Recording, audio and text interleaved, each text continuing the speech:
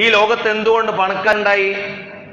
എന്തുകൊണ്ട് കുറച്ച് പാവപ്പെട്ടവരുണ്ടായി, കുറച്ച് തൊഴിലാളികളും കുറച്ച് മുതലാളികളൊക്കെ ഉണ്ടായി എന്ന് ചോദിച്ചാൽ നഹ്നു ഖസംനാ ബൈനഹും മഈശതഹും, നാം ആണ് ഓരോരുത്തരുടെ BPL APL ഒക്കെ നിശ്ചയിച്ചത്. അള്ളയാണ് നിശ്ചയിച്ചത്.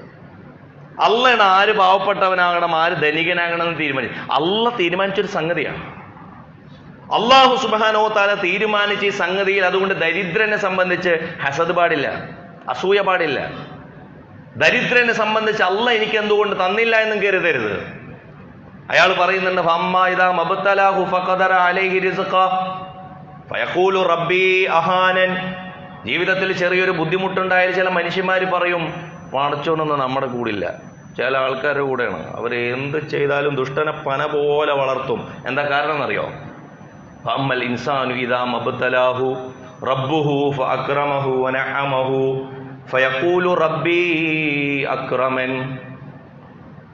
ജീവിതത്തിൽ വിഭവങ്ങളും സൗകര്യങ്ങളും ഒക്കെ അള്ളാഹു ഇങ്ങനെ കൊടുത്താൽ ചിലർ പറയും അള്ളാഹ് ഇപ്പം എൻ്റെ കൂടെയാണ്, അള്ളാഹു എന്നെ ആദരിച്ചിട്ടുണ്ട്. പടച്ചോൻ എന്നെ ആദരിച്ചതിൻ്റെ തെളിവാണ് ദുനിയാവിൽ കിട്ടിയ സൗകര്യമെന്ന് ആരും കരുതൽ.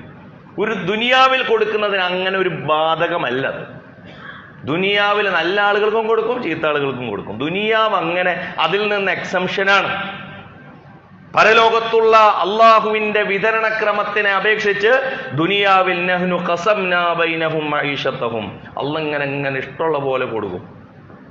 അതുകൊണ്ട് ധനത്തിൽ മറ്റുള്ളവർക്ക് അവകാശമുണ്ട്.